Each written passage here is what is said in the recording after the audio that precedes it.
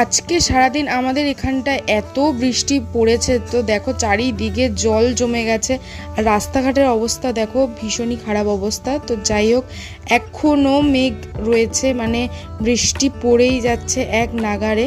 তো এই বৃষ্টি ওয়েদারে চলো কিছু একটা বানানো যাক।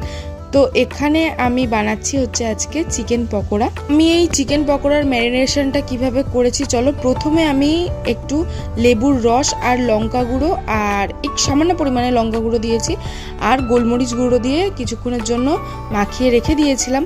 তারপরে এর মধ্যে অ্যাড করেছি হচ্ছে ডিম, 2টো ডিম অ্যাড করেছি, ওইগুলো আমার ক্লিপ নেওয়া হয়নি। 2টো ডিম অ্যাড করার পরে আমি ঘরোয়া বিভিন্ন মশলা অ্যাড করেছি, যেমন জিরে গুঁড়ো, ধনে গুঁড়ো, একটু গুঁড়ো লঙ্কা, একটু হলুদ দিয়েছি, তার সঙ্গে দিয়েছি হচ্ছে একটু কাশ্মীরি গুঁড়ো লঙ্কা যাতে কালারটা ভালো আসে, তার সঙ্গে দিয়েছি নুন, স্বাদ মতো নুন তো অবশ্যই দিতেই হবে।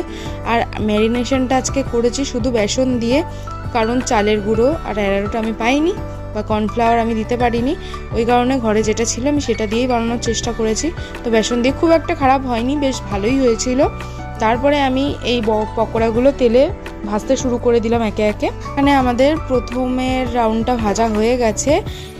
এই পকোড়াগুলো দুবারেও ভাজা যায়, তো আমি একবারেই ভেজে তুলে নিয়েছি ভালোভাবে, একটু টাইম দিয়ে ভাজতে হবে। আজকে পকোড়ার সঙ্গে ছিল হচ্ছে চা। হ্যাঁ জানি কফির কম্বিনেশনটা সব থেকে বেস্ট, কিন্তু চাটাও মন্দ লাগে না।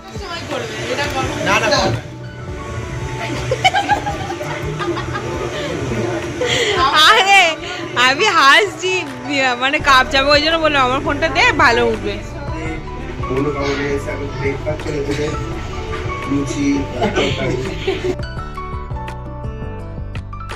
তো ভীষণই একটা নর্মাল ব্লগ শেয়ার করলাম তোমাদের সাথে। তাহলে আজকের ভিডিওটা এখানেই শেষ করছি, দেখা হচ্ছে আর একটা নতুন ভিডিওতে।